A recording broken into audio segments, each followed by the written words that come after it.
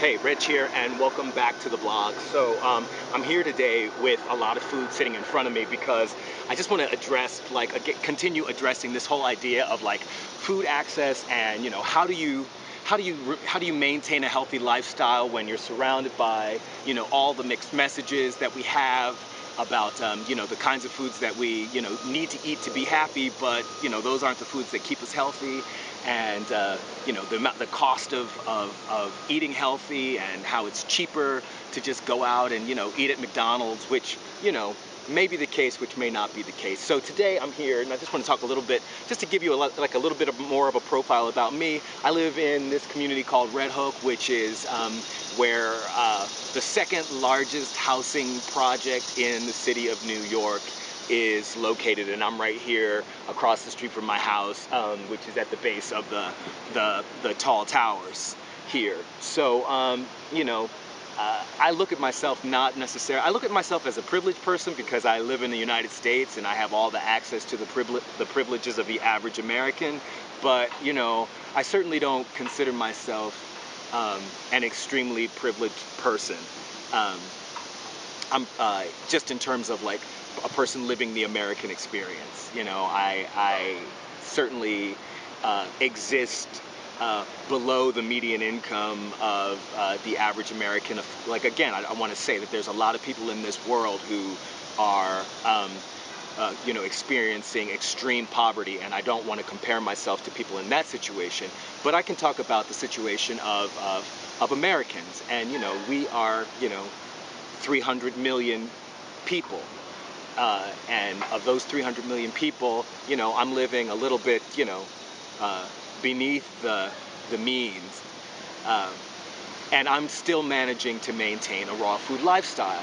And I just want to talk about like the cost of things. Your average American who's going out and eating at McDonald's and spending $8 to $10 for that meal, anywhere between $24 and $30 for a day's supply of food. And each member of the family is eating that way. So I just brought out, like, this is my this is a day's supply of food for me. And I don't know if it looks like a lot of food to you. It's because it actually is a lot of food, because I've told you guys I don't like to go hungry. And so what I have here are two big bunches of dandelion greens. I've got a whole bunch of bananas. The bananas were the dandelion greens were, I think, like $3 a bunch. The bananas were 79 cents a pound. I've got some peaches here that are organic peaches, and those were, I think, somewhere in the area of $2.99 a pound. I have some mangoes, and I think the mangoes were actually like $3 each. They were kind of on the pricey side. And I have these two big slices of watermelon, and each of the watermelon slices was about $4.50. This whole thing, I have my price tag here, came to 28 bucks. Anyway, the whole thing came to 28 bucks. And this is definitely going to keep me full today. I'm going to be satisfied. I'm not going to be feeling deprived. In fact, I probably won't get through all of this food, but I wanted to push the envelope a little just to give you a sense of what raw food eating looks like.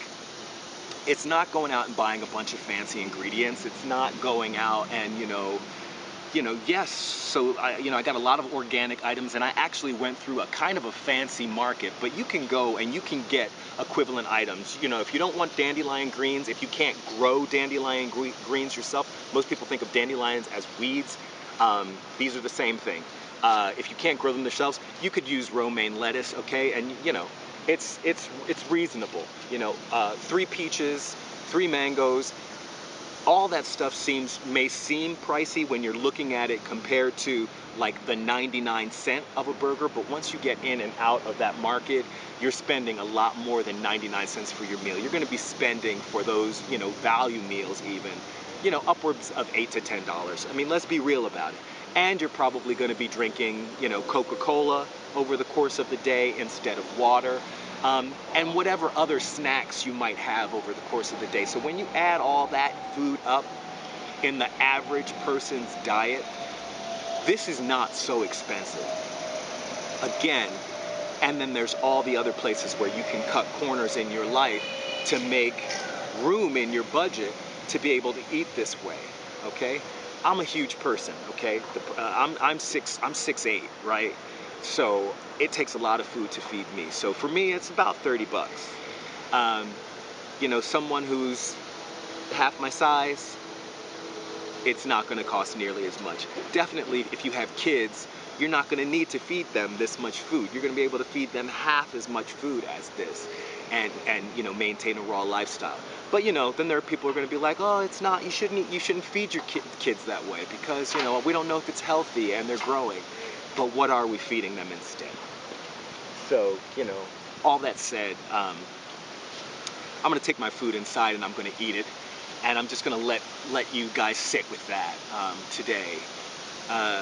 Looking at how you can maintain your health, how you could have, you know, a more healthy lifestyle and not go broke and not be rich, you know, be your average privileged American like me who has access to foods like this, even if you might have to, you know, search for it and hustle a little bit for it. It's certainly fast food. No preparation time here, you know?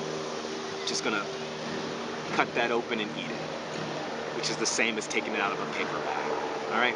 All that said, I'm gonna let you guys go, not rant at you for hours and hours. I hope you have an amazing day. I clearly have a great day planned out for myself.